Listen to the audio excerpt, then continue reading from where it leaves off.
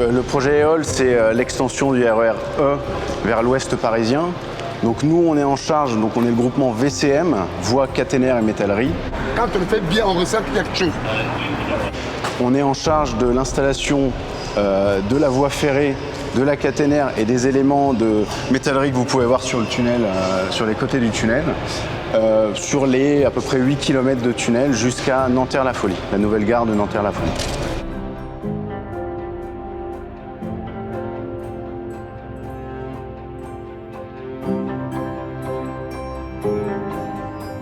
Mon job, c'est coordonner, faire la coactivité en fait, de mes 5 métiers sur le chantier. Voie ballast, voie béton, métallerie pack, caténaire souple, piste équier et GC-SIG.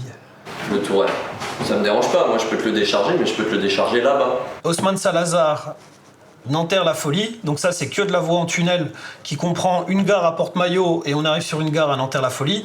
Et de Nanterre-la-Folie au raccordement de Beson, on a créé un triage, on a créé 12 km d'infrastructure ferroviaire. Donc en fin de compte, il y a la création de la gare de Nanterre-la-Folie, de la Défense, Porte-Maillot, et on arrive à Haussmann Salazar, la gare créée. Donc c'est 8 km de voie c'est 8 km de voie double en voie béton et de métallerie et de pack, et c'est 12 km d'infrastructure ferroviaire en extérieur, en ballast. Et ça raccordera demain, ça traversera Paris de l'est à l'ouest.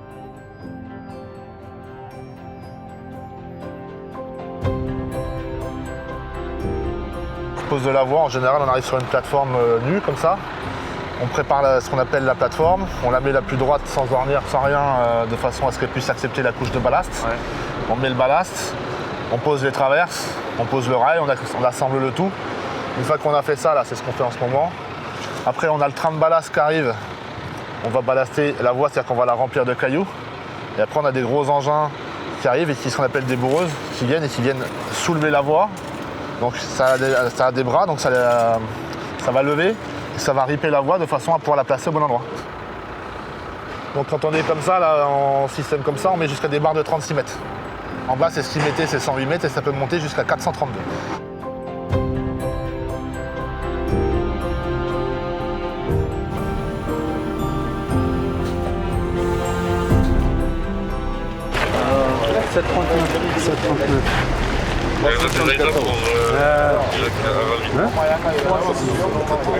Allez, écoute,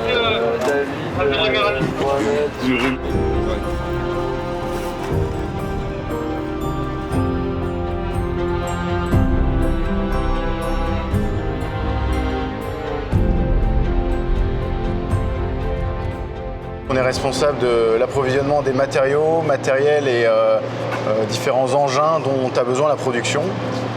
Donc on organise les livraisons, que ce soit en surface, sur les emprises travaux qu'on nous a données, donc à Porte-Maillot ou sur le puits Friedland où aujourd'hui on effectue nos approvisionnements. Et ensuite on est chargé de les descendre dans le tunnel pour que les équipes de production les utilisent. Donc on commence avant les équipes de production parce qu'on récupère le tunnel, on livre les matériaux. Ensuite, les équipes de production arrivent, donc effectivement, on joue le rôle de gestionnaire de site.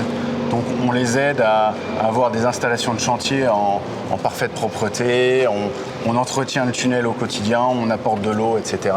Et après l'équipe de production, parce qu'on vient nettoyer tout ce qui est déchets et on vient surtout enlever tous les réseaux provisoires à la fin du chantier, avant la mise en service commercial.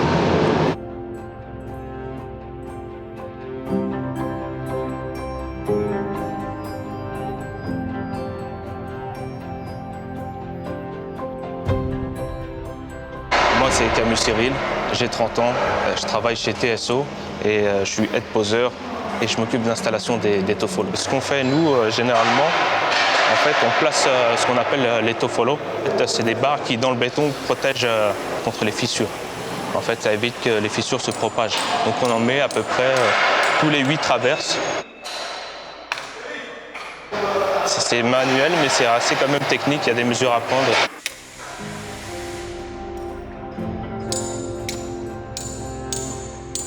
Hop, nickel, je peux rien dire. Oui, c'est Tizou, moi je suis Eval. On est ensemble, on rigole, on travaille, c'est ça. On m'a parlé en fait, du métier de la voie, un ami, et Ça m'a fait cogiter et là j'ai pris l'occasion et c'est vrai que c'est pas mal parce qu'en fait, comme je dis, niveau manuel, il y a beaucoup de choses à faire. Quand tu es quelqu'un qui aime travailler avec tes mains, tu fais beaucoup de choses ici en fait. C'est ça qui est bien. C'est nous qui avons construit ça en fait. C'est quelque chose qui reste en fait dans le temps. Donc ça, c'est vrai que c'est une fierté. On voit tout ce que déjà on a fait, tout ce que ça donne. Et je suis content d'être ici en fait pour au moins contribuer à quelque chose dans la ville. Je sais que j'aurais accompli quelque chose de durable.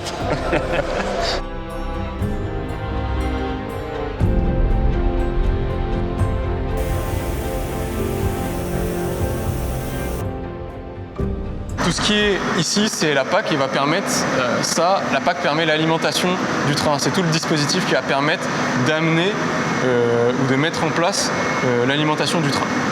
Donc là on arrive dans la partie, donc il y a une partie caténaire rigide ici et métallerie, une partie caténaire souple là. On essaie de pas trop mélanger parce qu'on n'a pas forcément les mêmes équipements. Et ensuite ici donc les zones de prémontage en extérieur quand il fait beau, sinon on monte dans la tente à l'intérieur quand il pleut. Nous notre équipe elle arrive après la voie.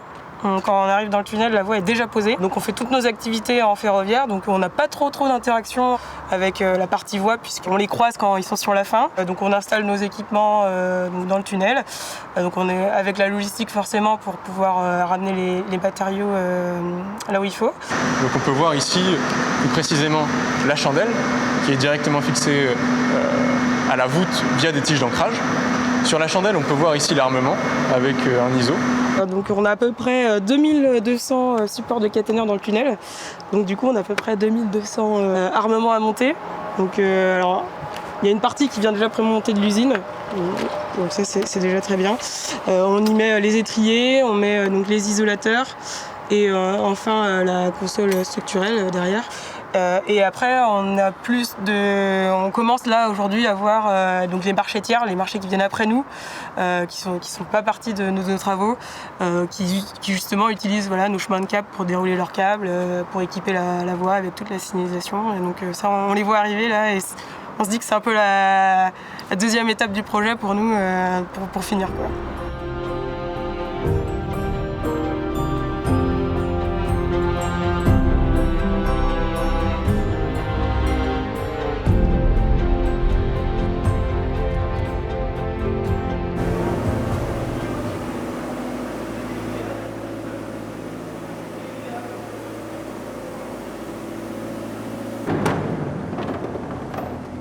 Les éléments de métallerie sont globalement ce qui est console, chemin de câble, ce qu'on trouve ici sur les parois en bas.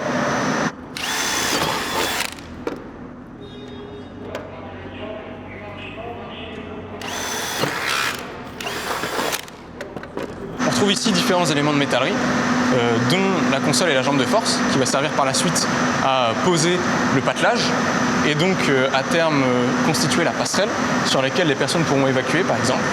Ici on a les 3 niveaux de chemin de câble qui sont pour le premier posés sur la jambe de force et ici les 2 autres sur des supports chemin de câble plus en bas. Donc ces éléments de métallerie sont liés via des tiges d'ancrage. Je me présente, je suis Ghezal Brahim, chef d'équipe. Mon rôle c'est l'encadrement, la programmation, l'organisation du chantier, le suivi des tâches, le contrôle des tâches. Notre mission de mettre principalement les chemins de câble. Et on travaille bien, on avance bien et on est comme une famille en fait. Moi c'est Yaya Sibi, j'ai 21 ans et je travaille chez TSO Caténaire. Avant j'étais poseur de voie sur le projet Hall, sur le même projet, mais c'est un métier différent que je fais maintenant. Franchement ça se passe bien, ça se passe très bien, il est cool Brahim et il nous met tous à l'aise. Et quand on commence, on attaque, normalement on attaque, la première activité qu'on fait, on attaque les supports des chemins de câble, ce support-là, on enchaîne, on avance à 150, 200 mètres. Dès qu'on a posé tout, on attaque les chemins de câble pour la pose.